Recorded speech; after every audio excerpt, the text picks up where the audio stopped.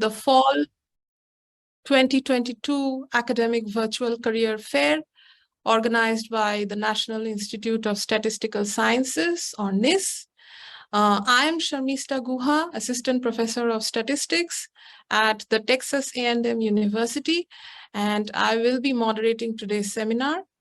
I'd like to mention that I have been an avid listener of the past NISS career fairs and have personally benefited a lot from them when I was a job market candidate. I know that getting ready for the job market could be a daunting task, but my friendly advice to all of you job market candidates is that please don't feel discouraged, as there are several exciting open positions out there. In fact, we have three distinguished speakers who are here to give you some great advice and also tell you about their departments.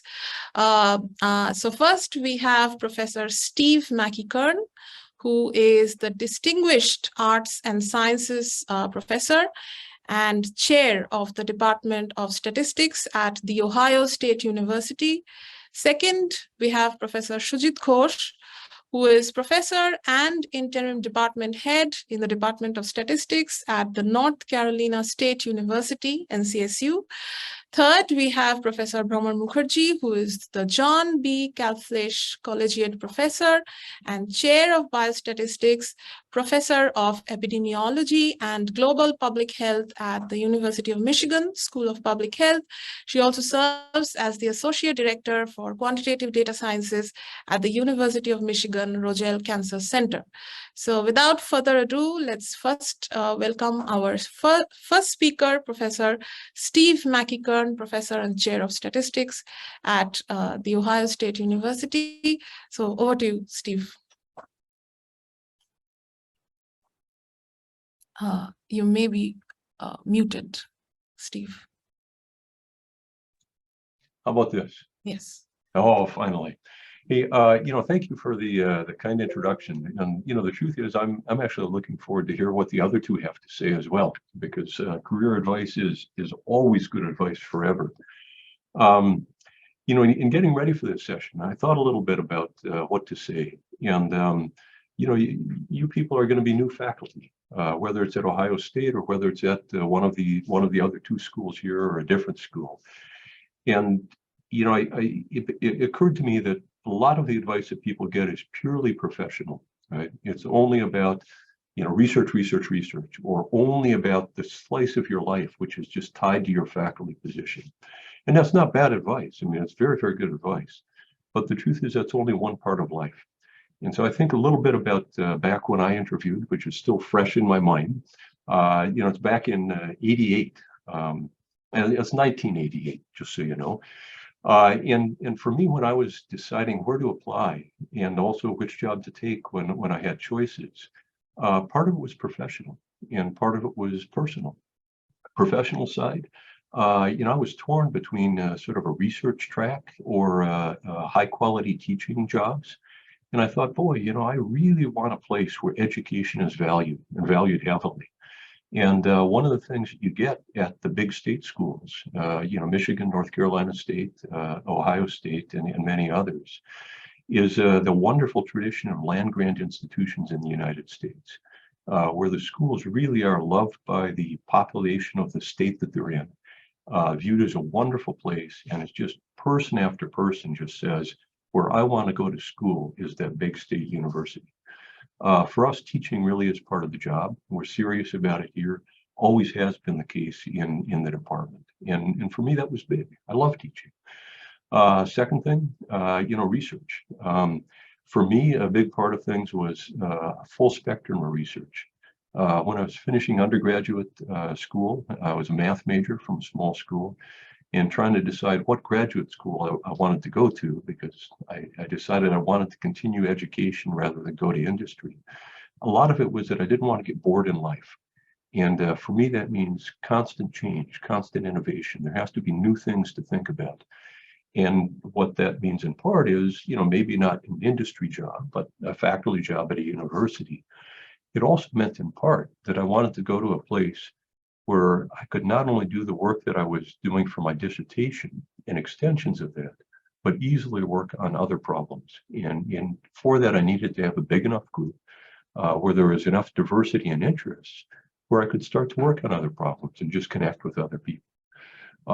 In addition, I wanted good colleagues to work with, people that I could just sort of say, oh, I could work on a paper with that person. Another part is just the wonderful interactions that I picked up here at Ohio State. Some of the faculty and how they all got along together, at the coffee and cookies before the seminar, dinner, breakfast. People just got along so well that it was clear it was just a friendly, good place to be.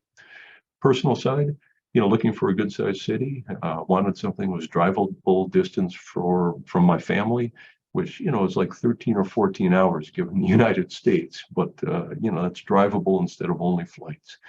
Really, I was looking for a place where I could just settle in and just kind of start a life or build a life. And that's what we got here at Ohio State.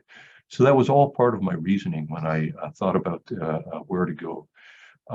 Consider not only the professional part of things, but the whole life. I mean, it really does matter in the long. So from that, what about our department? Our department of programs, we're a big place. We have 22 tenure track faculty on the Columbus campus, plus 2 more regional campuses. We're trying to hire 4 more tenure track this year. You've seen the ads. Apply. We'd love to see hundreds of applications if we can get them. We have 7 teaching-focused faculty. 4 of those were hired in the past couple of years. We're growing as a department. We expect continued growth. Big graduate programs, PhD in statistics. We kind of co-supervise a PhD in biostatistics with a group over in public health. Synergy of the two is absolutely wonderful, where students can come in, the first year coursework very similar between the two, and then the student can pick their own path. Do they want to go bio? Do they want to go stat? Master's degrees we have, about 110, 120 graduate students is sort of where we run. Undergraduate programs, big growth in the past few years, huge bachelor's in statistics, 240 declared majors. It's more than 1/4 of that per year because people don't declare majors for a couple years. Bachelor's in data analytics, one of the first in the country, jointly run with computer science and engineering over in the College of Engineering. 340 declared majors and pre-majors for that one. Lots of minors, a lot of other people that just take a course or 2 from us. Strongly affiliated with a master's in translational data analytics offered through a particular institute. It's kind of the Data Science Institute at Ohio State, has a different name, but we're a big player in that as well. When we think about our goals for the students who come through our programs, come through our doors, what we really want to do is be in a place of adding value for the people. So it's not just do we get bright people coming into our programs, but what can we do with our training to add value for them for their life? And we do that very, very effectively. Department philosophy. I've got to be careful because I'm going to run out of time here. Philosophy as a department, what we want to do is, number one, just bring great people in, and that's you guys. The faculty who are going to come and join us. We do the same for graduate students as well. For faculty, what we want to see is strong graduate training. We're happy with varied backgrounds. We might have, look at people who have a PhD in statistics, biostatistics, some version of machine learning, something that gets you ready to actually be on our faculty. We do look at a record of research. The research statement is very important when you're writing your application. Papers, of course, everyone likes to see. But what you say about your research really does carry weight when people look at the files and read them. Understanding of diversity and the importance of your diversity and the value that it brings is really necessary. So we do look at diversity statements. Those are important. Spend some time on it. It's not a cursory thing that is just written and tossed. We really do look at those things. Teaching experience is a plus. We understand not everyone has had that opportunity. But if you have teaching experience and can write effectively about it in your teaching statement, that really is a plus. Our faculty, by the way, half of our full professors are women. I think it's very rare if you look at strong statistics departments. We've had a wonderful tradition of openness forever. And, you really see it on a daily basis when people are here. What do we try to do once people join us? We encourage growth. It's incredibly rare for anyone to start a faculty position with all of the tools in place. Teaching is a learned skill. You teach courses, you practice, you find out how to teach better. Research, you have some skills for research, but you pick up others as time goes on. We understand that, we expect growth, and we try to have an environment that leads to growth. We're also very supportive of change. We want people to actively choose their own career path. And that means that you get to decide what you want to do. We're open to different paths. And if you want to be a hardcore math stat person, we love that. Write those papers, publish them in the annals. Great. If you want to do very serious interdisciplinary work, make that your path. Partner with people on campus or at other institutions and do that kind of work. Your publications are going to look different. They might not appear in stat journals. Some will appear in a stat journal for methodology piece, another part that is really the interdisciplinary piece. That's wonderful. We value all of that. If you're a computational algorithmic person, go for it. If it's conference proceedings, NeurIPS conference or something like that, do we count things like that? Of course we do. What we want to do is see top quality work. We want to see people doing serious work, get it out there, make it available for the world. And then we'll look at the evaluation and say, yeah, that's really good work. But really, primarily here at OSU, you choose your career path. We're happy to have lots of different career paths in the department. We're supportive of it. And if you look at our faculty, you'll see that we have very different career paths. We also pay attention to assistant and associate professors. Right now, we're redoing our PhD curriculum. A lot of the renovation is led by assistant and associate professors who, quite frankly, have more modern training than I have. What do we do with our sort of philosophy and all? Our philosophy is really to encourage growth, support change. And as part of that, we have 2 mentors assigned to every new faculty member. People have choice in their mentors. They can say, oh, no, not that person. Who I want is a different person. We take and we make those adjustments if people ask them. Mentors pay real attention to the faculty members. And the sort of philosophy is really a philosophy of what can the department do to help someone grow their career. Review meetings, we have them every year in the spring, annual reviews of all the junior faculty. That's standard across universities. But for us, they're very constructive reviews. And it might be things like, how can we better connect somebody across the department or within the university, maybe external community? Somebody's doing great work. Can we put in a good word with an editor of a journal? Help them become an associate editor. Lots of little things that we do there to try to help people out. Tenure and evaluation, there's always a question of how that works. Rumors about some departments are that you have to have papers in a certain select set of journals or else you will never be tenured. We don't operate that way. Some places say you have to have grant funding or no tenure. That's not a rule for us, although almost everyone does have grant funding by the time they're up for tenure. Some people say you have to have graduated a PhD student or no tenure. We don't have that rule, but again, most people have graduated a PhD student by the time they're up for tenure. What do we do instead? We're really all about evaluation. We see people, we live with them for 6 years before they're up for tenure typically. We know an enormous amount about them. We know about their research, we know about their teaching, we've seen them in service opportunities, although we try to protect assistant professors from too much service. What we want to do is see good work. And good work is going to look different depending upon someone's career path, but we're very open for that. Our view is not that tenure is a hurdle, that you come and you have to just get over the tenure decision. Tenure instead is a natural outcome of healthy career growth. And you'll see that, of course, if you look at our faculty, people are not barely squeaking by in tenure. They're so far beyond any required amount of publications and things for tenure that, they're leaders in the field. And that's what we hope to see. And it's really what we want. I went backwards. Sorry about that. What else do we have? We sort of have things characterized by this intellectually vibrant atmosphere. And you guys are better and quicker readers than I am.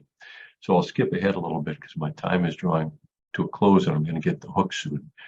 What we really want to do is have an atmosphere of intellectual vibrancy where people talk to one another, respectful discussions, but they interchange very, very different views on things.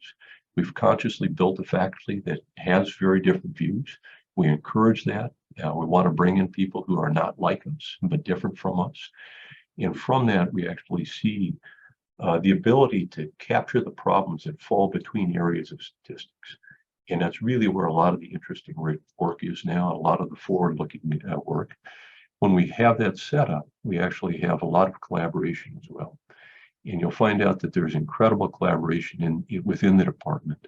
And it's not only people with the same background who collaborate, but people who really do have different background, different training, different outlooks on statistics, different outlooks on the world. What we want is people to say when they get up in the morning, you know, I'm going to go into work, I'm going to see my friends, I'm going to work on fun problems, I'm going to teach great classes, I'm going to see wonderful students. And when we have that, and it's just everything positive, positive, positive, everybody's fully engaged. It makes it so easy to do that hard work, to really bring all your brain power to bear.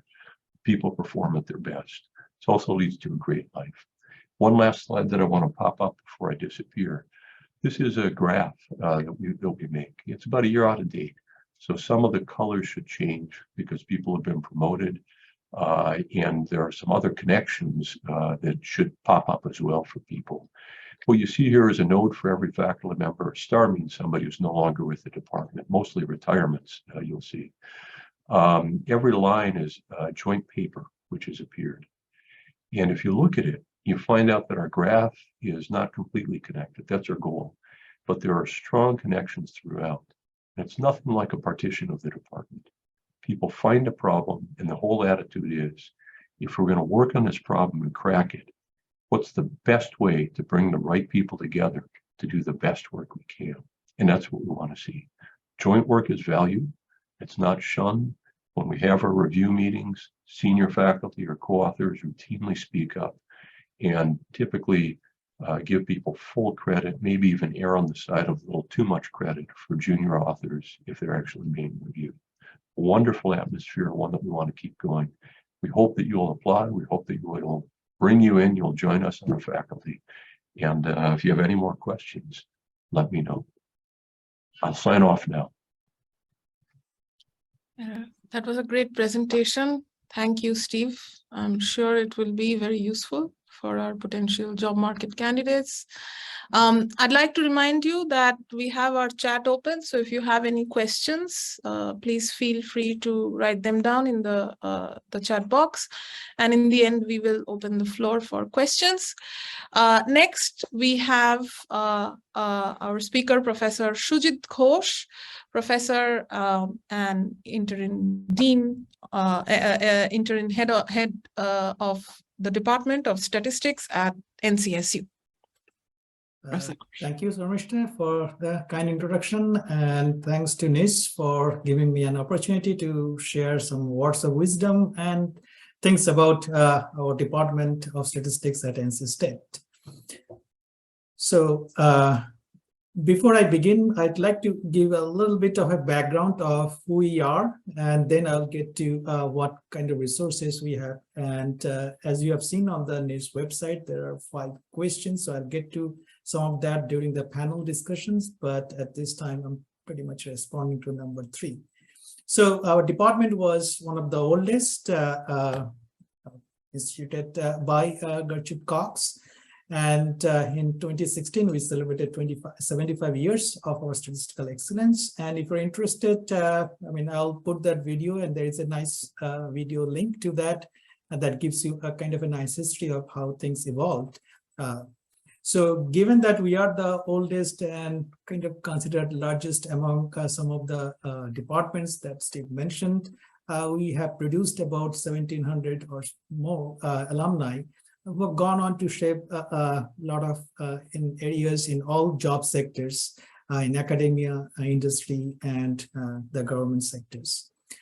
So it is also the birthplace of the SAS Institute. I'm sure I don't have to explain to anyone who is in statistics what SAS is. In fact, our building is named SAS Hall, and which grew out of the department way back before my time.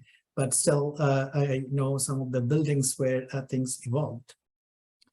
We are located in Raleigh, North Carolina, the capital city of North Carolina. And just recently, a few days ago, we were ranked number 4 place, best place to live in the whole nation.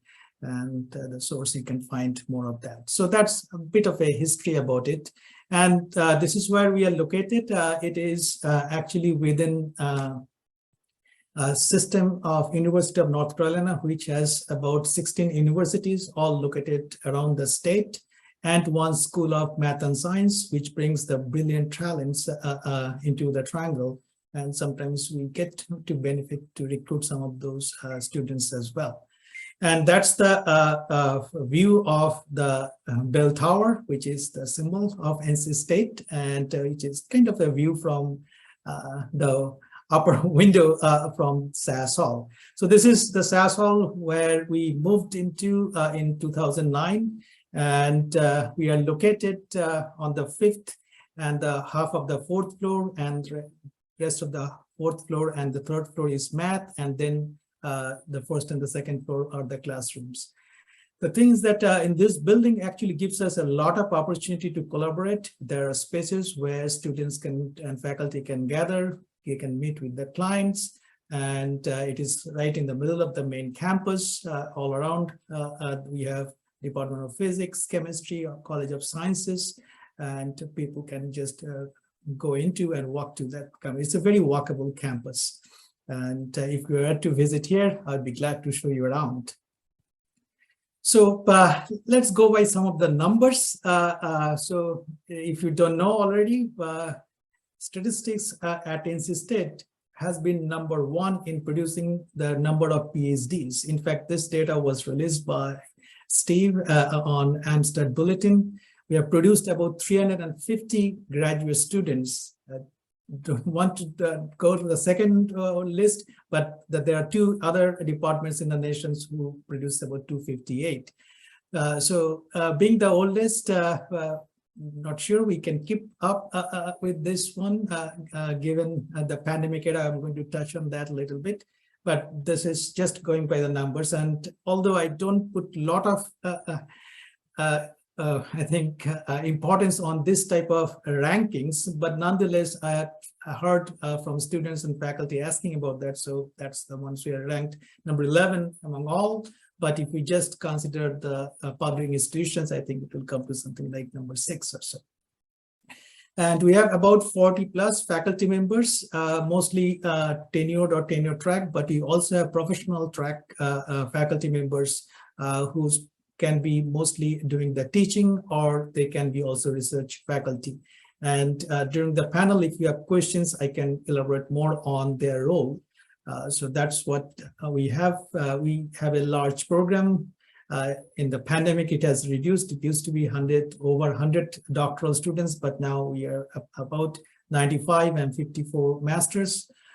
In recent years, we have launched an online master's program. So that is something that we are trying to grow in that area. We have an institute called Institute of Advanced Analytics, which is located in the Centennial campus, a little bit away from the main campus, that also provides analytics and other programs, but not connected to Department of Statistics. And the growth in our undergraduate students majoring in statistics has been tremendous. So in fact, when a decade ago, when I used to be the director of graduate programs, it was in the lower hundreds, but now it has gone up. I mean, it almost gone close to 300, but again, over the last 2 years, things have changed. So currently, I think we have about 260 or so undergraduate majoring. So as you can see, I mean, this is a large program and it is trying to maintain its pace. But what about the teaching and research environment at NC State? So it provides a dynamic environment in the sense that we offer, as you have seen on the building, that there are collaborations opportunities, and not only within the statistics or the College of Sciences, but beyond that.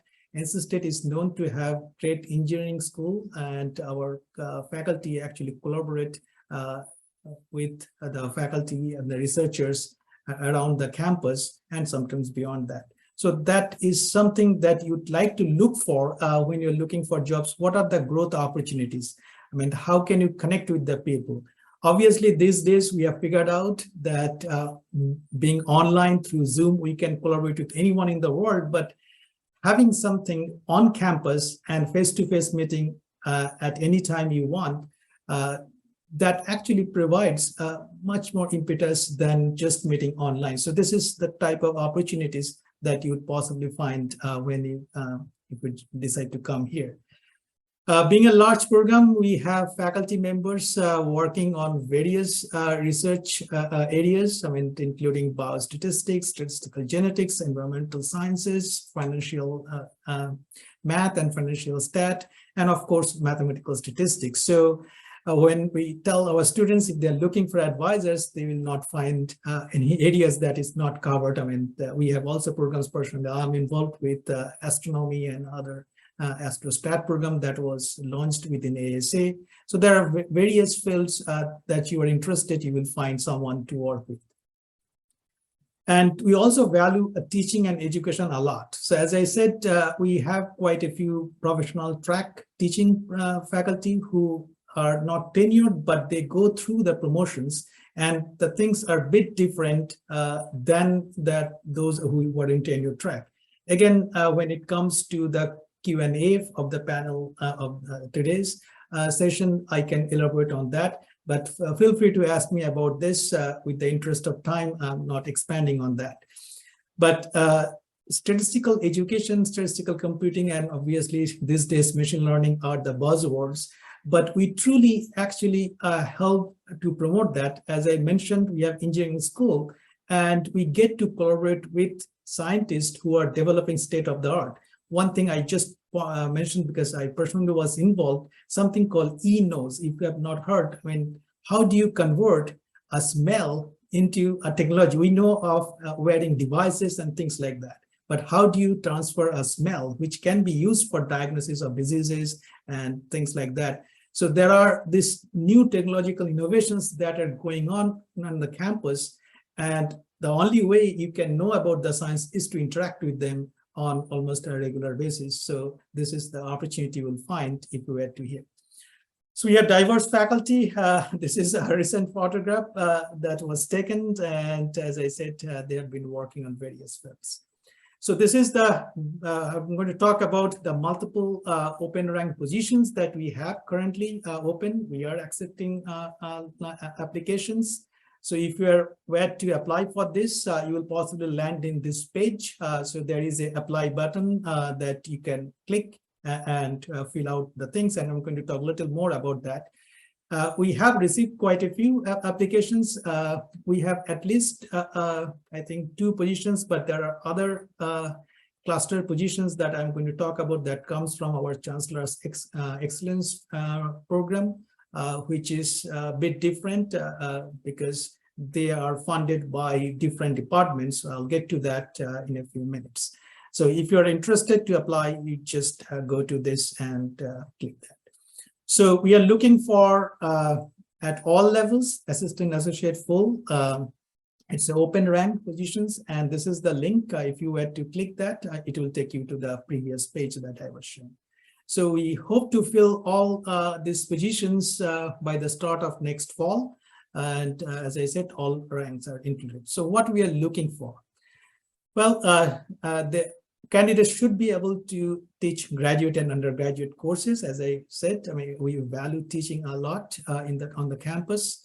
Research and advising the doctoral students. I mean, as I said, we have a lot of students who are always looking for advisors and the cutting edge methods. So it will be expected that when you come in, you will be able to take on few students to working on. And one good thing about Insisted is that if you're a junior faculty, we actually provide some mentoring, which I'm going to again talk about later. But that's how you can begin. We don't want to overwhelm the assistant professors with a lot of advising because they need to grow on their own research agenda, but this is also expected. And contributing to the program development and scholarly activities. What these are is pretty much, I mean, involvement in some of the key committees. For example, if you're an assistant professor, one nice committee to be in would be a departmental seminar committee. That way you get to meet a lot of faculty that will be visiting, or you are able to connect with them because you will be working with them by inviting them and so on. So there are certain committees that you might want to take some leading role, although you don't want to overburden yourself. So sometimes you have to know also to say the art of saying no, but this is something that you might be expected to do. And there is something called statement of faculty responsibilities, where you have to specify what percentage of your effort goes to research, teaching, and service. So service is some of this committee work, or which could be at the department level, or which could be at the college or in the university level. So when you begin your career as a junior faculty, you may not want to be in a lot of these services, but if you are coming in as a senior faculty, because it's an open rank one, it is expected that you would be involved with some of these activities within the college and the university. So now going specific to that question 3, what are the distinguishing characteristics of the candidate that we are looking for? I mean, so the thing that I just mentioned are also mentioned in our job ad, which is kind of typical for any faculty positions in any statistics or applied mathematics department. But in particular, we would like you to achieve outstanding research. I mean, Steve mentioned research, and especially for junior faculty, but also if you're going to be promoted from associate to professor, research is one of the key component, and that can be accomplished in various ways. I mean, of course, publishing papers, but also in terms of writing grants. We have great facilities and resources that actually help to write grants, especially if you're involved with very, very larger grants. I'm going to talk about resources that comes from the NISS Excellence Program and faculty development one. And teaching and mentoring is, of course, expected. And being in this campus within NC State with engineering school and School of Management and School of Material and Art Sciences, there are lots and lots of opportunities. And it is a good idea to sometimes meet with faculty and researchers in this other departments, because when you are writing a grant and collaborative grant, and given that they are within the campus, within walkable distances in a lot of the times, it helps you to connect with them. And sometimes we have faculty who can co-teach a course as well. So that could be also for a course development, not just for research. We want to maintain a cohesive and diverse department. This is something that NC State and the Department of Statistics are striving very hard to accomplish. There has been a lot of challenges because I think diversity and inclusiveness is everyone's mind, and this is very well taken at the campus and in the department. We have climate and diversity committees formed who are working on to make sure that we address these things more proactively, not just as statements. And all students, faculty receive here a fair environment within the department. I mean, we have a big department, but also we have kind of a family type environment. In fact, I don't know many departments where each fall semester, just last month, we all went to beautiful North Carolina Beach, which is kind of 2 hours from our campus, to have just an informal gathering, do barbecue and spend time, and students, faculty are all invited in those trips, and they get to know each other. So that is kind of done every fall. Because we have new faculty, students, and one way to get to know each other is to have some kind of informal gathering. So it is not, as Steve also mentioned, it's not just your professional life, what we do as a department to make sure that you also have some enjoyable life outside of the academics. So what are specific things? As I mentioned earlier, and for each junior faculty, we assign a research mentor and a teaching mentor. So this is a program that has been in place for a few years. So a senior faculty is assigned, and what the research mentor does, he or she meets with the junior faculty on a regular informal basis. It could be just going for a lunch in a group, or just two of them, and discuss about how things are going in terms of research, helping them to connect with faculty around the campus, helping them writing a grant, proofread things like paper or grant proposals. Although there are university level resources that I'm going to touch on just in a few minutes, but this type of interactive things with one person sometimes helps a lot. And teaching mentor is a separate person, not the same person as a research mentor. It could be, but we have separately, we have professional teaching faculty who have been doing teaching for a long time, or they have much more exposure to handle larger classes.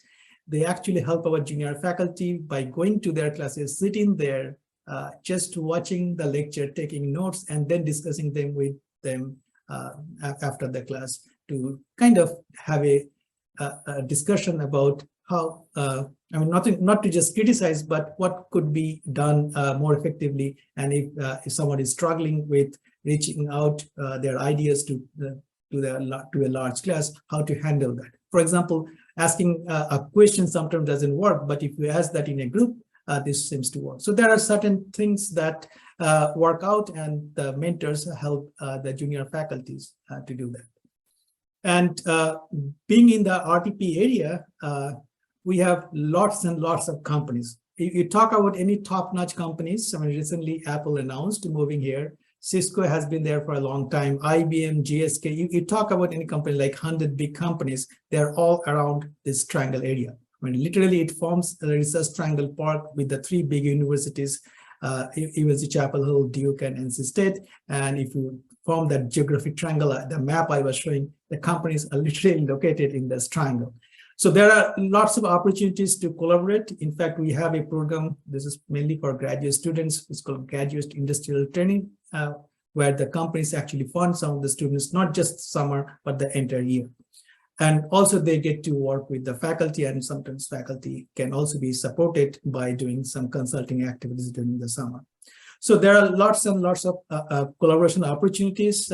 We have quite a few internal and external funding resources that NC State provides to any new hire. So this is a website. I'm not going to get into that, but it's called Faculty Central, and you can see a lot of these things are listed. If someone looking for research and scholarship, professional development, faculty mentoring, career milestones, there are lots of resources that is provided by NC State, and as a department, we try to facilitate those activities as well. And here, there is a state-of-the-art library called Hunt Library, and they have some cool features. I mean, they have rooms in the top floor where faculty can reserve and actually meet with the clients, which could be other researchers from other discipline or someone from the industry, and they can do some hands-on display of their equipments and learn about things. So these are some cool aspects that you get to see if you were to come here on campus. And I think I'm running out of time, so I'll try to wrap up. There are faculty resources that are provided by the campus. There's a faculty development one, and there's a team of folks which actually help all the faculties to go through that. Because when you come to a campus, it's very hard to figure out who to reach out to. If you're looking for writing an NIH proposal, I mean, of course, you can go to the NIH site and look at the rules, but there is something called PDU, Proposal Development Unit within NC State. They have been doing that, and they are professional ones.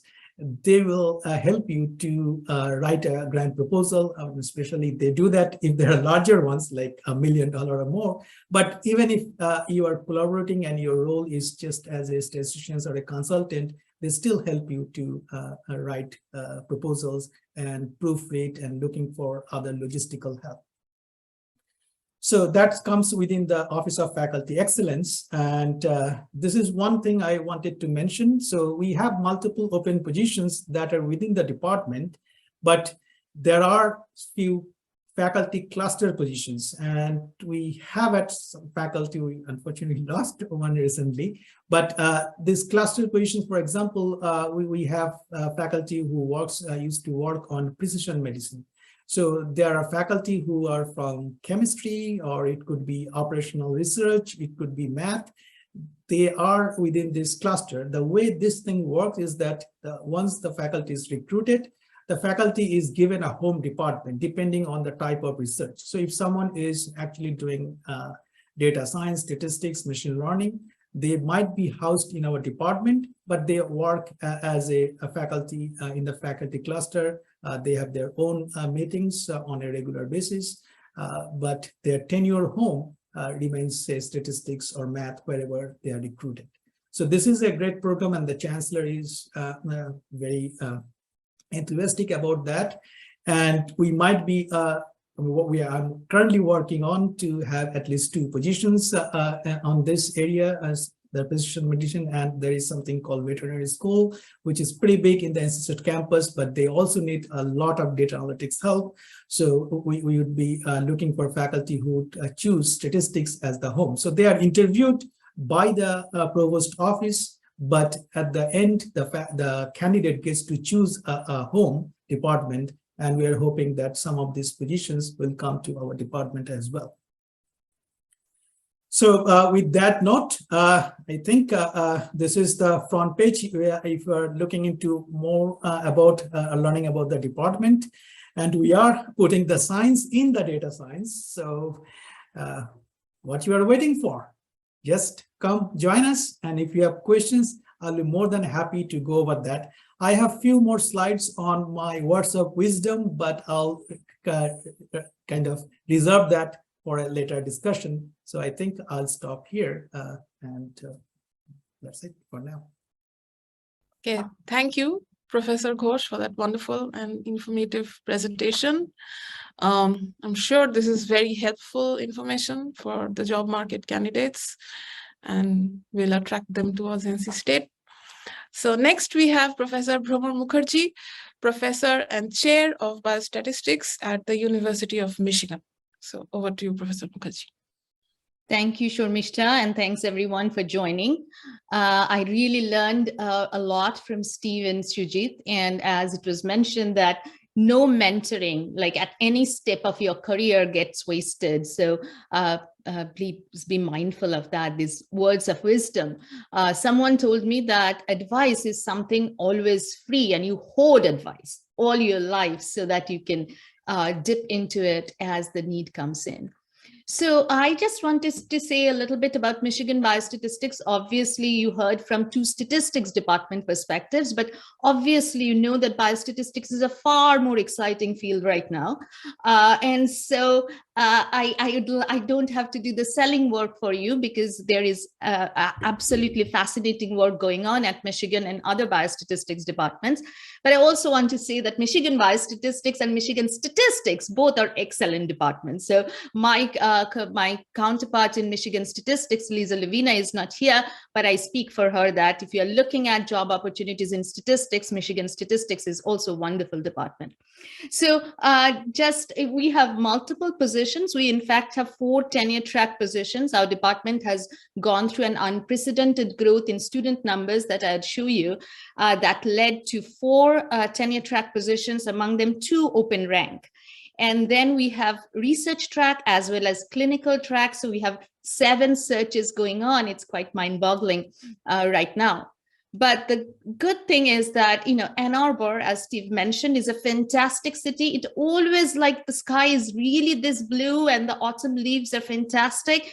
And this is all year around. I'm telling you, like, you know, there is winter. We don't know about winter. But it is true that Ann Arbor is voted to be the nation's most educated city. And this is from July 22, 2022. It's not, this slide is not outdated. So if you're thinking about a perfect place to be, Ann Arbor is a wonderful city, a college town, but it has a lot of things that a big city can offer. So in Michigan Biostatistics, we believe in parties. So we are a very party department. We are a fun department. And you can see that in fall, this is our Halloween, the statisticians version of Halloween, where I am dressed up as Sir Ronald Fisher, borrowing clothes from my colleague Rod Little, and Professor Emily Roberts, who is a fabulous tenure-track assistant professor at Iowa now. It was a former graduate student. Our department is dressed up as Lady Muriel Bristol and doing the t-testing experiment. So, and I always say that Michigan Biostatistics is one of the world's largest, oldest, and kindest biostatistics departments. And we just celebrated our 70 years. The department was founded in 1949. And because of COVID, we celebrated 70 years at 73, but that's okay. We had loads of fun. And as you can see, we are dancing to the beat of our own drums. Faculty, all three are full professors, are dancing with the celebration post-pandemic. And we also come up with beautiful poetry. As you can see, very talented Rod Little came up with this tagline that roses are red, is blue, and Maisie, Biostat at 70, let us party like crazy. So when we find time from all of these extracurricular activities, we do some research. And we do some extraordinary research. And I'm just showing you some of the seminal textbooks that many of you probably have studied during your graduate school work has come out of Michigan Biostatistics. If you think about survival analysis, correlated data, missing data, some of the classical pillars of modern biostatistics have come out of our department. So I am very, very proud to be the first woman chair of this department. And it took 70 years to get there, but we got there. So what is our mission? We are a fantastic graduate program, and I'm going to show you some numbers. Education and training is our first mission. We are really, really dedicated to our students. I know that for many big research universities, you just hear research, research, research, but we have really a strong commitment to our teaching of our students. And you'll see that when they go out and become faculty, they are also very committed to education. Our job is slightly different than a statistics department because we have a mission to improve human health, and we get involved in a lot of collaboration along with methodology. And our strong commitment is diversifying and the statistics and data science workforce, and we feel very, very committed to that. Overall, we want to be and aspire to be an intellectually vibrant, but also socially progressive community using data to improve human health. And all of these goals lead to certain areas of specialty, and you will see some of the classical areas layered with modern emerging areas like mobile health, like data integration, causal inference, big data. All of these are layered with classical statistics. So Michigan is a place where I think that the classical stream of statistics and the modern algorithmic and data mining stream of statistics have converged in a very beautiful way. And there is no clash between the two cultures, but wonderful coexistence and assimilation of the two cultures. So I want to mention that when you are taking a job, think about where you are located. So in a statistics department like Sujit or Steve, they are located in a College of Liberal Arts and Sciences, but we are located in a School of Public Health. So our mission is really related to the School of Public Health. And many of you who are coming from a math or stat or genetics background, you have to really adapt to a School of Public Health culture. And some of the biostatistic departments are actually located in College of Medicine. So the college and the environment matters. And these are our 6 departments. They are not engineering departments. They are not physics or chemistry departments. They are environmental health or epidemiology or health behavior and health education. These are going to be your colleagues. These are the junior faculty in these departments are going to grow with you. So we have a very nice initiative recently for the last 3-4 years, which is called JFAB, Junior Faculty Advisory Board, or the fabulous junior faculty across these 6 departments who meet regularly, support each other, write grants together. And as a biostatistician, this presence outside your own department and the mentoring outside your own department is extremely important. I'd like to say that our dean is a distinguished biostatistician, Dean Du Bois-Bowman, and also all the 6 department chairs are currently women. So right now I'm on holiday in England, and Peter Song is doing all the work, and I'm just presenting about the department. But we have a very distributed leadership system, and we have 2 female associate chairs, and we have strong presence in terms of DEI. So this is all of us. This is the most recent catalog of everybody with primary and secondary appointment. But I want to show you how big Michigan Biostatistics is. It is really a huge teaching and research enterprise with more than 500 people in the department. Some of the schools of public health are smaller than our department, and we have huge research revenue. We have an explosion of students, as I mentioned. I always am big on being a part of the medical school, always forces you and pushes you, even if you don't want to put metrics that how do you sell your department, the contribution of your department. So of course we have teaching, we have research, we have service, but I just wanted to point out to the impact of our faculty in that red box. We have more than 16, it just became 17 fellows of the American Statistical Association. We have 4 members of National Academy of Medicine. We have 12 faculty members with H-index greater than 50 and more than 10,000 citations. We have faculty members who are holding very key editorial positions. So along with all of the data, the standard data, please do look into the quality of the department and the impact of the department as you are taking a job. So how does our faculty composition look like? We have 3 tracks. Tenure track is the largest track, and then we have research track and clinical track. And we have people, outstanding people with different ambitions, aspirations, and skill sets in each of these tracks. I want to show you a demographic distribution of these tracks across the 3 ranks. You can see that we have 8 female full professors. When I joined, this was 0. So this change in the last 15 years from 0 to 8 has been very significant for us, but we have a long, long way to go. So in terms of ranking, we do not want to talk about ranking if we don't like it. But when I became chair in 2018, this was the rank of all the biostatistics departments. Harvard, Hopkins, and University of Washington was clustered together, then Chapel Hill and Michigan Biostatistics. I know that there are people from Chapel Hill here, but I really wanted to go from Michigan Biostatistics should be 1 step higher. After 4 years, 2022, the ranks were released, and Michigan Biostatistics has moved a little bit up. And so my next pitch for the next 4 years is that University of Washington, here we come. But without keeping those competitions aside, because we have a fantastic profession, and I always take pride in recruiting anybody to statistics or biostatistics beyond Michigan. What makes a great biostatistics department? I think that the difference with the statistics department, and we can delve deeper, is that our mandate is to have an impact and a connection of the methodology and application to improving human health. So data come from all of those biomedical and public health studies. So I think that this working with non-statistical colleagues as a source of methodological problems, but also enhance the footprint of science is very important for us. And national, international visibility, impact, and presence is very important for us.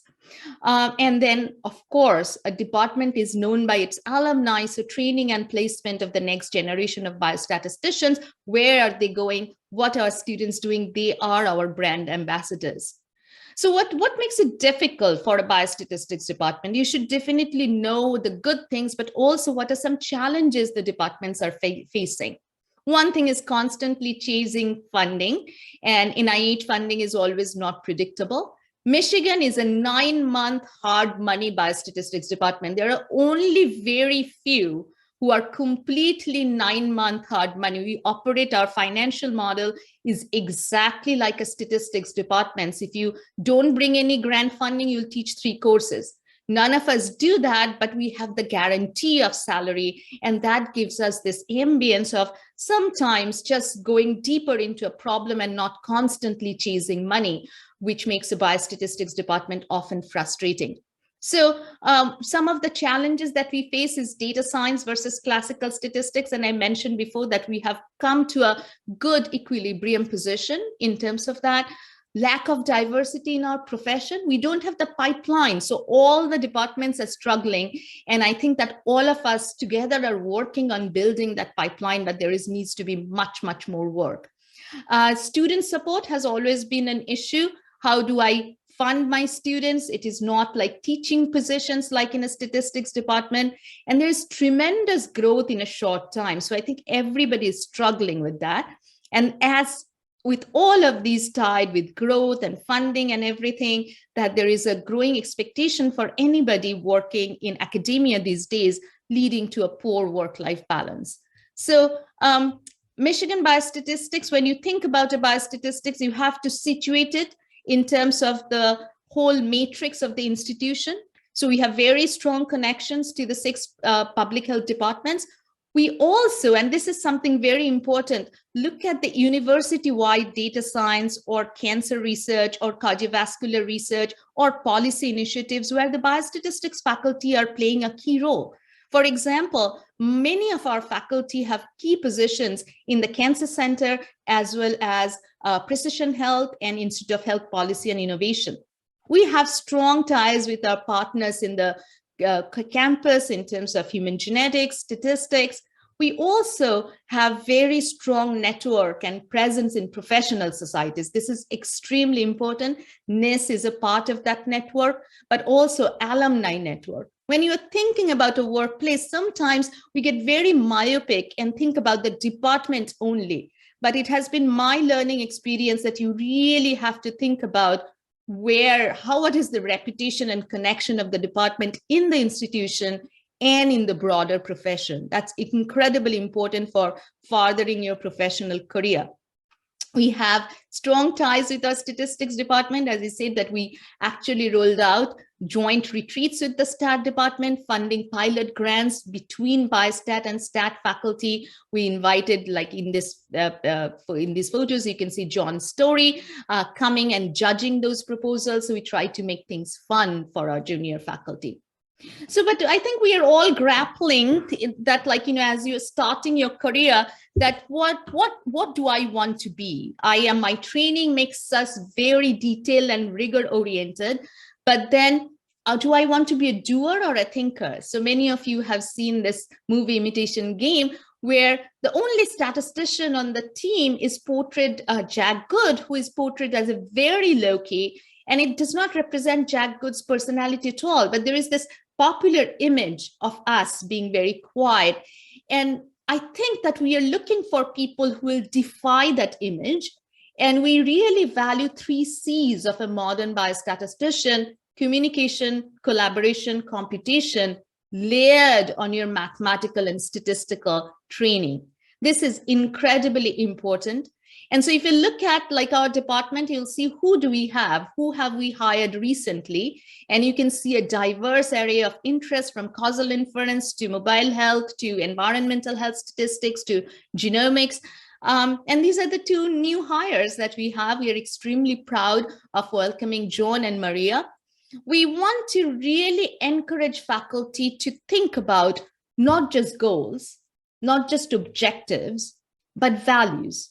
And I think that academia has been quite corrupt because we have forgotten to think about, we have only focused on metrics, which are important, but we really need to think about values of a department. And here you can see some of our values listed, including well-being and a bold exploration of ideas being one of the fundamental pillars of the academia. So when you come and apply for a job at Michigan, the interview process will look like that you will evaluate your papers first and, like, you know, your community and the things that matter most, your publication, your recommendation letters, your evidence of leadership and community service. Then the second step is a Zoom interview. And then, you know, out of all of the applications, probably there is a 30% chance for a Zoom interview. Once you make it to Zoom interview, there is also 30 and 40% chance of being on an on-site visit. And when you come for an on-site visit, I think, again, the information that you are coming for, if you come to Michigan, the information that you're seeing today, or Ohio State or North Carolina State, these types of information is very helpful. And prepare very well when you get your meeting list, that who are you meeting? People really love to talk about their research. Listen and think about, is this a good place for you? Are these people who you'd like to see as colleagues and mentors? That's extremely important. I used to just think about ranking and the prestige. It doesn't matter. Day to day, you have to have good people who are interested in different things that you are interested in. So this is a slide from another talk. But as you are thinking about your job, there are things that you have to think about. And please take a screenshot of this, because I spent hours in preparing this list, because my students often forget to ask their future employer about some of these components. And some of them are subtle, some of them are personal, some of them are immigration assistance, or can I do consulting with an industry? These are some of the things that you need to think about and ask as you visit. So I'm not going to go through this, but I found this to be a very, very useful slide. So when you get somewhere, people ask you, like, how do you get promoted in Michigan Biostatistics? We actually do not have any point system. We do not have any prescription or recipe. What we really, when we have our annual review meeting with faculty and we have outstanding mentoring in place, we ask people about their 5 key papers that we are going to send out to reviewers. What are your 5 big ideas and what is their impact? And I think that situates yourself to focus on quality, not just on quantity and playing the number game. We do not require grants. It's highly desirable, but we have promoted people without PI grants. What is very, very important to us is collegiality, that when I knock on your door and talk about something, there is a nice feedback and interaction. And true engagement in collaboration and trying to learn about the science, collaboration is really supposed to be deep and dynamic at Michigan. As I mentioned, teaching and a genuine concern, not a checkbox for enhancing diversity and health equity. We are looking for a good citizen, thinker, and doer. We are very careful in recruiting people, and that is evident because we have 100% rate of success in getting people promoted or tenured in the last 10 years, and I'm very, very proud of that.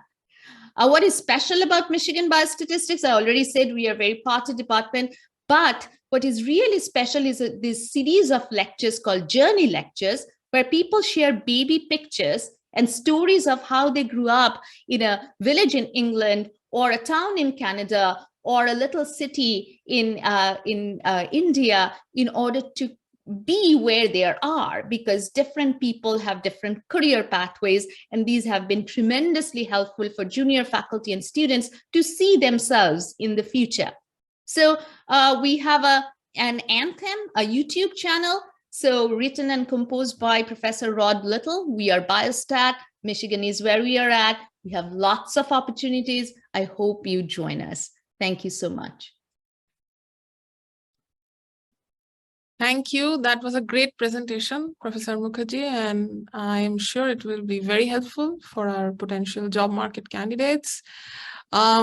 So we will now move on to the questions. I have some questions in the chat, and you can write more if you have, and thanks, Steve, for actually answering some of them in the chat. Just going back to the original questions. So the first one, what advice would you like to give to your new hires? And again, you can, some or all of you can chip in here. So up to you. What advice do you give to your new hires? I've got to say, number one, I just loved what I heard from Bhramar and Sujit. I mean, it's just absolutely right. We value collegiality enormously. And part of that is integrating oneself into the department. Meet the people, meet your colleagues, spend some time with them, because that's how they get to know you. And that's also how collaborations within a department take off. And it also allows people to understand what you're looking for so they can connect you with other people across campus. So number one, just engage with the whole department would be the biggest advice that I would give if I had to give one little bit of advice. Yeah, I mean, I'll just simply add, I mean, yes, getting to know the people will be the first thing to do. And as I mentioned during my presentation, having a mentor, either you can ask your department head or if it is assigned to you, take full advantage of that. I think knowing people in the beginning is hard because you are new, you don't know what to look for. So I think that would be the first thing. Another aspect, at least in Department of Statistics that we do, that is somehow formally done, but it also has a purpose just to make sure that you understand the whole process going in your future career, is something called SFR, Statement of Faculty. So where you have to kind of outline how much efforts you are putting into research, teaching, and service. Although it's hard to guess, and typically I would give you the percentage is something like 45, 45, 10. If you are a junior faculty beginning your career at a department, at least in statistics. But then you need to make sure, how do I achieve that? What needs to be done? So you should have a very clear conversation or discussion with the department head, but also with your mentor on a regular basis, and not just one time and filling out the form and getting done. So I think that is the one, meet the people in the department. So one thing I want to mention, and this has been very impactful for us, is for first year faculty to start something called a launch committee, where the chair of that launch committee is outside biostatistics. So, and it matches the scientific interest of the junior faculty. So for example, if somebody is interested in microbiome data, we try to get the leader of the microbiome center to chair this committee so that they can launch this person into the university environment, the broader university environment. So I think it has been very, very helpful for our faculty. And sometimes in the first year, it's easy to confide in somebody outside the department. So I think that if you don't have it, take this suggestion to your own department. That has been really very valuable for our faculty. Thank you. The second question is, and I think that you all have also spoken about it in your talks, can a new hire seek a colleague who can provide good career advice? And I'm guessing the answer is yes, based on your talks, but is there anything you'd like to add to that?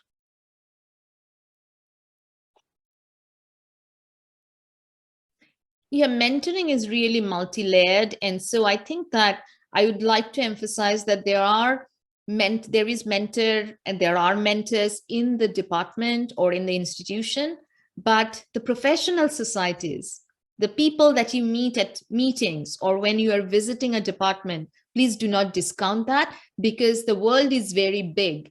And, you know, when I came to Cambridge, I have 2 mentors and I am very senior, right? You know, I have been department chair, but I'm finding that mentoring to be so soothing and so much like a guiding light. So I think that mentoring at each stage of your career, even if after you're full professor, even if you're chair, people who can tell you in a nice way that, no, this is not a good idea, I think is extremely important.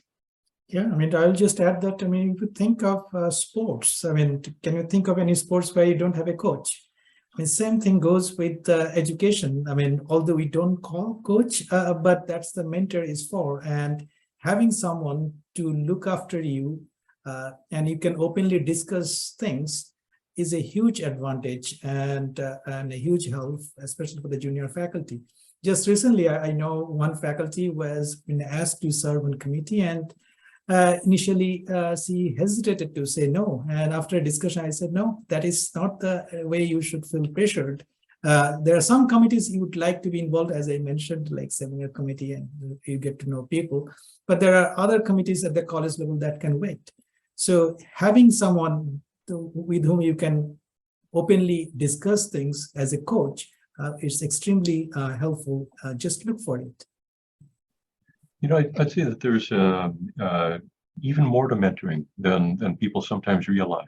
As Bhramar mentioned, even senior people can often use mentors. And I turn to, colleagues who are a little bit younger than I am, not been around as long, but who actually have great insight. For young faculty, there's always a question of joining a department that has a lot of senior people, where the senior people can do an enormous amount for one's career, of course. They can connect you in lots and lots of good ways, but also the junior faculty who are there as well. I mean, they're your peers. And typically people form a peer mentoring relationship. It's maybe not formal mentoring, but it's people who are going through all the same things at the same time. And, that's partly at the same institution. But if you have a chance to join some of the new researchers meetings that are, put on by different groups around the country, you meet other people who are going to be at other institutions. And everybody is having the same kinds of experiences. And just having someone to talk to, sometimes outside of your own university, who really understands academics in the world of statistics or biostatistics or data science, can be so good. I mean, it's simply a healthy thing. So, again, connect to people, but also peer mentoring as well as more senior mentors. Thank you. So in the interest of time, I will combine two questions which were actually listed as the ones that we would talk about today. What advice would you like to give to potential job market candidates? Any more that you'd like to give over and above what you've given? And how about PhD students or postdocs as to how they should prepare for the future? If you may, I can quickly share some slides that I had made, but I will not take much of the time. Can I do that? Sure. Yes, please go ahead. Thank you.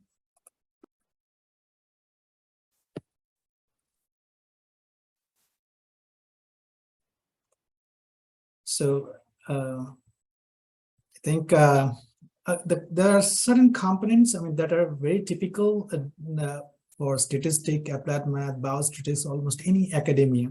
So cover letter, I would put those details on the posted slides, but you have to be thinking about these things very, very carefully while you are preparing for this very, very basic components of any faculty job application in academia, particularly.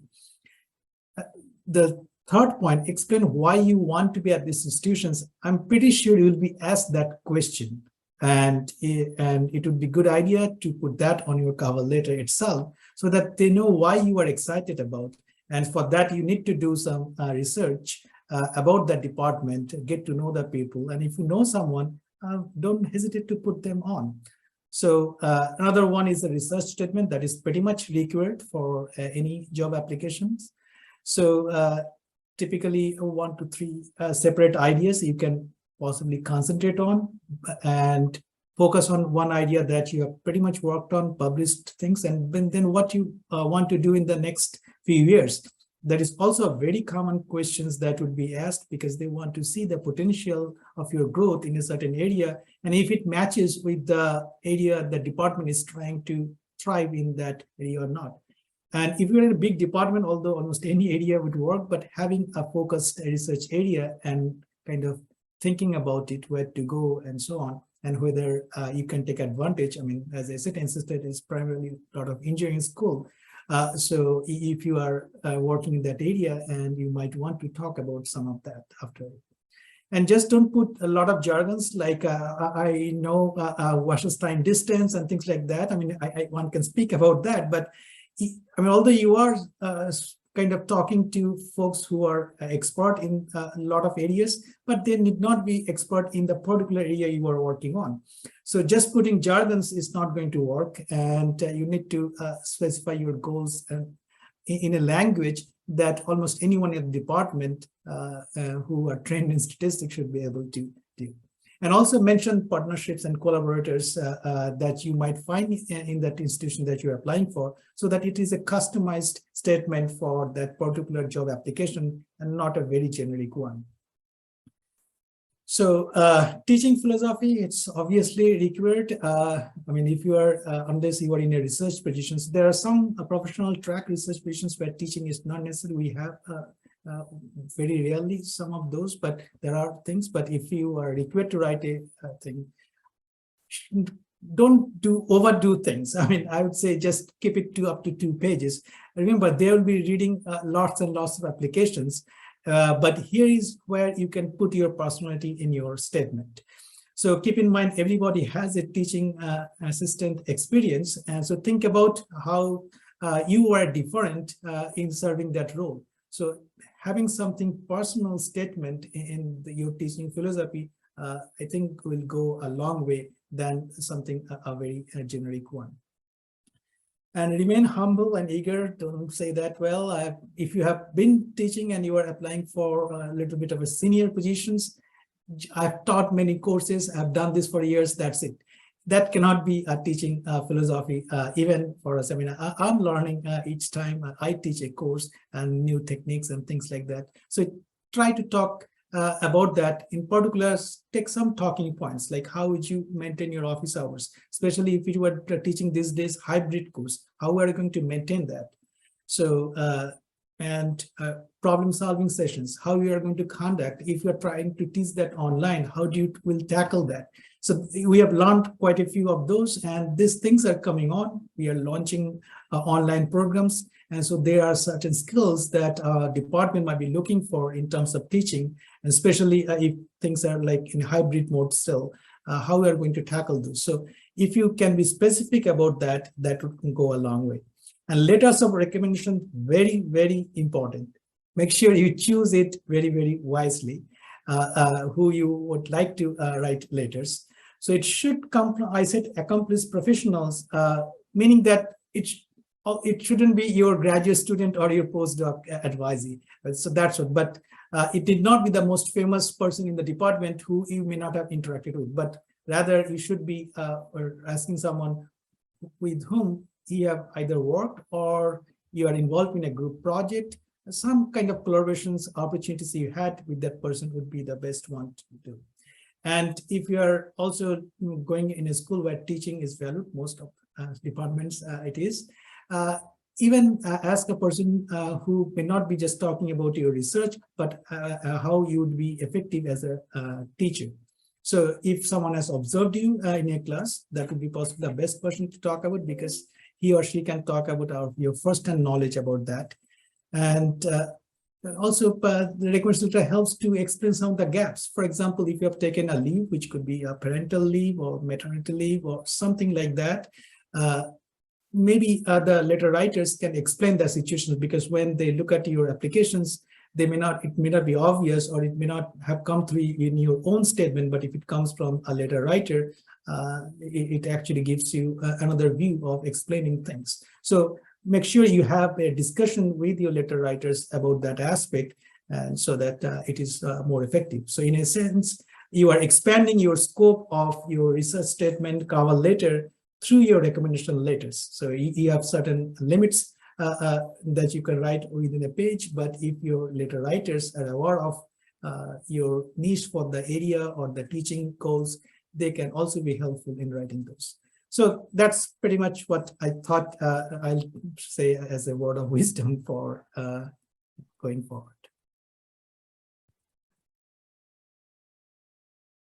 Thank you.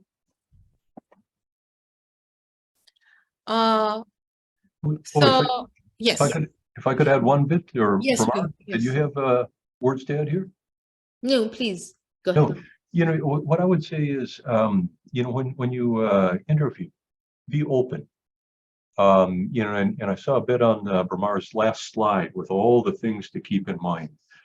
You know, if you have a two-body problem, you know, and you have a, you know, a partner who is also looking for a position, if you don't mention anything, there's nothing that anyone can do. And, you know, certainly here, we would never hold that against anyone. And, you know, if we hear that there's a partner who, you know, is looking for a job or looking for a connection, we want to know that so that we can actually try to help and take action. It might work, it might not work, but at least we can try. If it's never mentioned, there's simply nothing that a department or a chair can do. So openness is big.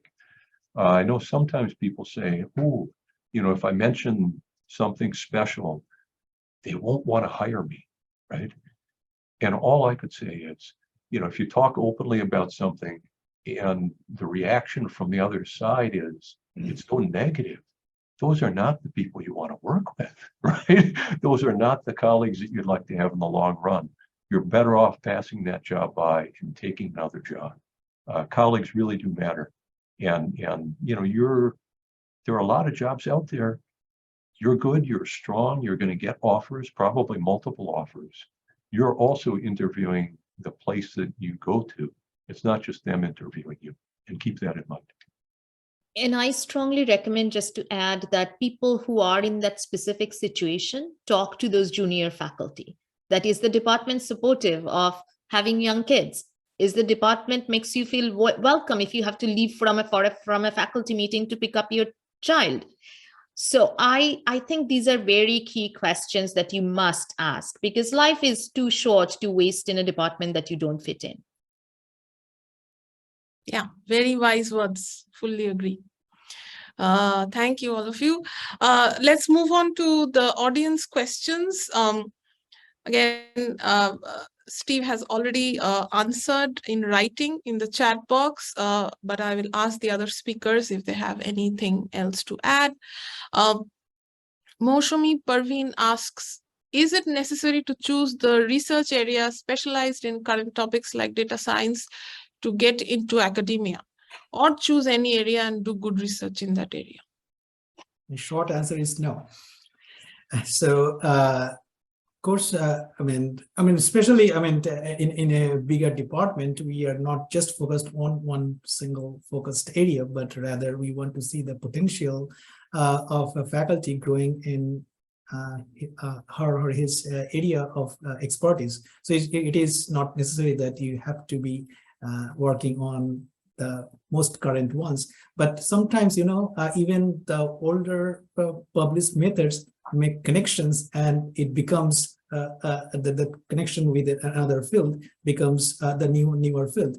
I can give you one example, and Steve knows very well. I mean, there is this paper on in Bayesian methods called Metropolis Hastings, which was published in '56. Until the 1990s, someone made the connection with the Bayesian statistics. It was, I mean, even there is 1970 paper which was published in statistics, and someone didn't make the connection. So things like that can evolve. So it's not just you just focus on the current buzz thing, but sometimes making connections, and especially with the other field. I talked about the e-knows. We don't need a very, very fancy statistical method. Sometimes solving the science and the problem associated with that is the key, not just the buzzwords. I think if you like data science, do data science. Don't do it for other reasons. You know, true of everything in life, I think, in fact.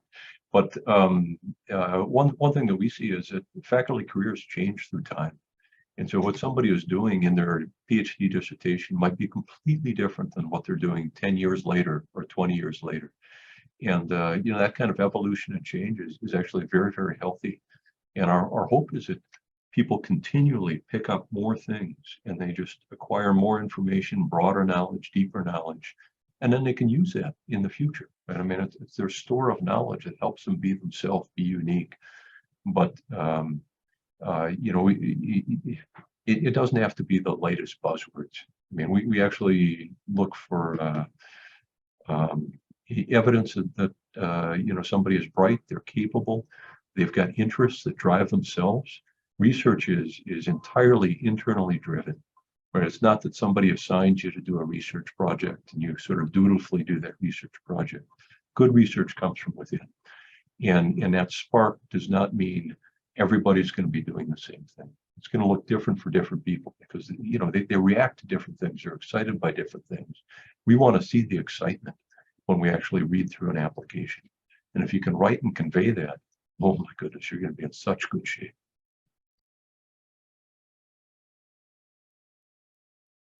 Thank you. I hope this answers your question. The next question is, what do you look for in the research statement? Well, I had a slide, so I'll let Bhramar or Steve take on that because I think I discussed a little bit on that, and the slides will be posted. One quick thing. Oftentimes, from a student's perspective, a view is more. More is better, right?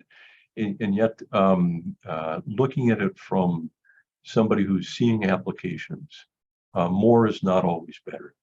If you have this incredibly long list of publications when you're applying for a job, there's a natural, kind of look at it, and and sort of, from the evaluator's side, this huge list of publications, you could be the rare genius who can just do everything instantaneously, and you have that enormous list. But that's one possibility. Another possibility is you found a way to work on lots of papers and kind of write minimum publishable units, and you're gonna do that forever, but never work on the big problem. What we want to do is we want to see people who at some point are going to really work on big problems and have that major impact that Bhramar was talking about. We want that. And the only way you do that is if once in a while you spend the time on something to really do that. We also do need volume. That's part of life. It's something you have to do. But one of the things that I talk to young faculty about is I just pose a question to them. And I say, if you were to ask yourself, how would I decide what the 10 biggest papers in statistics and biostatistics were this year? How would you go about thinking about that problem?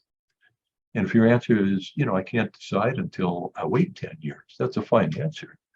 But if you think about that problem and try to ask yourself, how do we decide what are the very biggest, best papers? Then at least you're thinking about it. And that gives you a chance to try to align your research with those big, high impact papers. And you can do it. If you never even think about it, you'll only do it sort of by happenstance or by chance, and it's unlikely to happen. So, ideal number of publications, how many publications or things like that. There is no ideal number.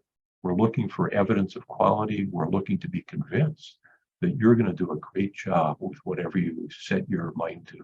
And if you can convince us of that, oh my goodness, we'd love to interview you. The only trouble is we'd probably love to interview 30, 40 people in our applicant pool, and we can't interview that many.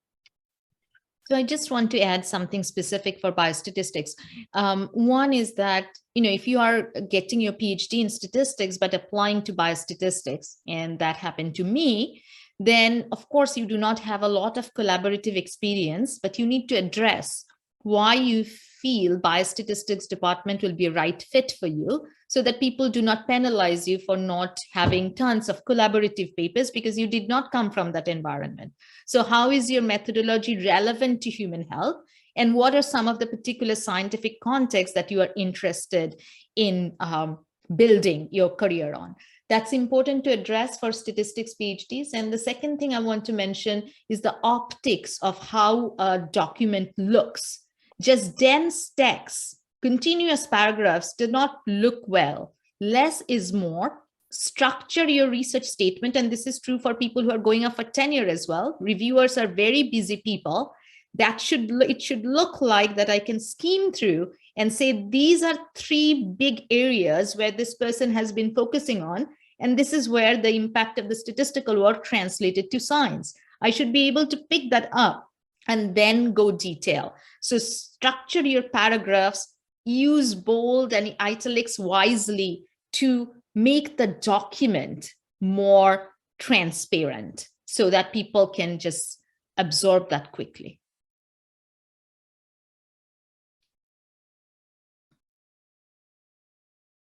Thank you. We have one last question.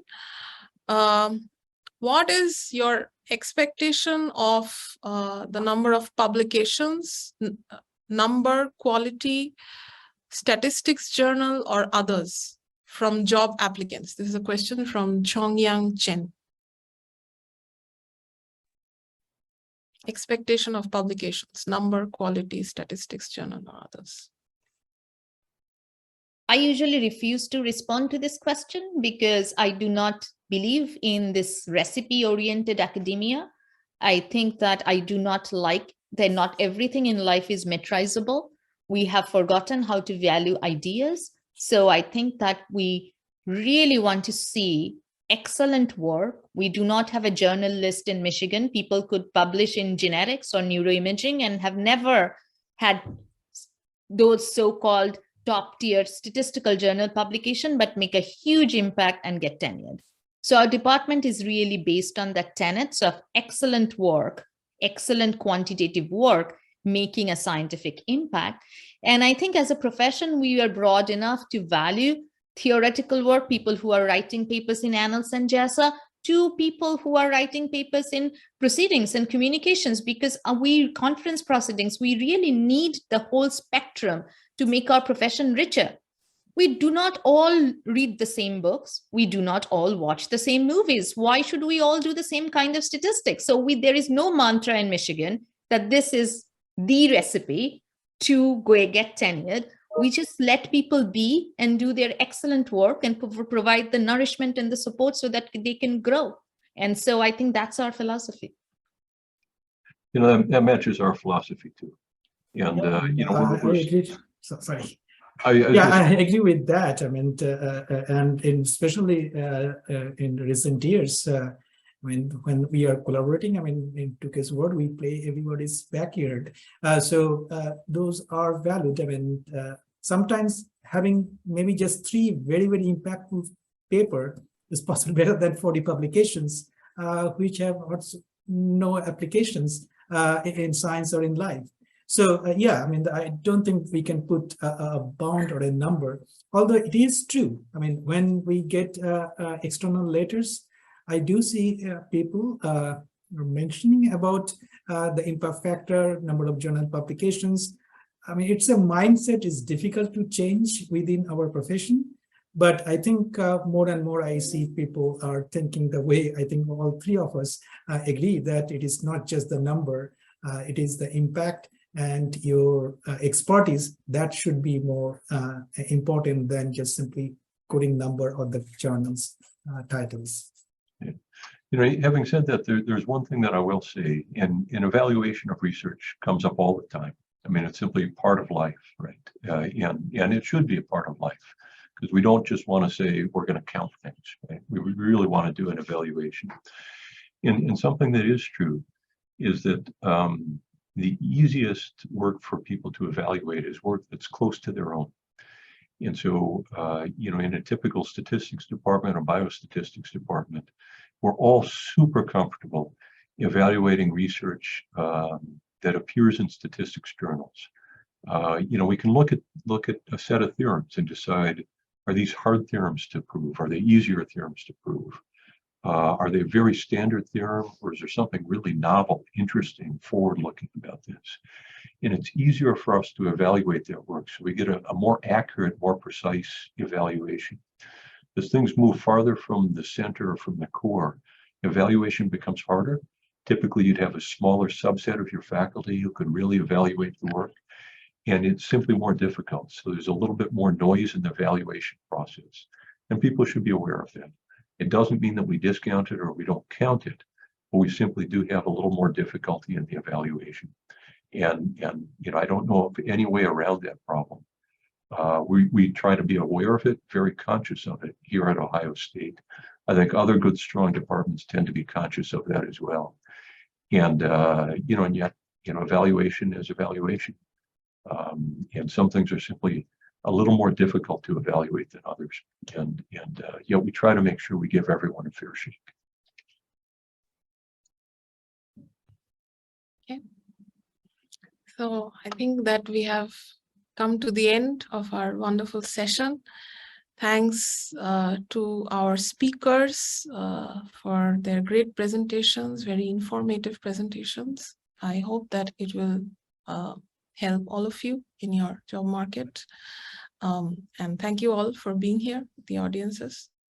So thank you, and I think we can close today. Oh. Have a nice Thank you, Sharmistha, for your moderation. Thanks, everybody. Thank you. Thank you very much. Bye-bye.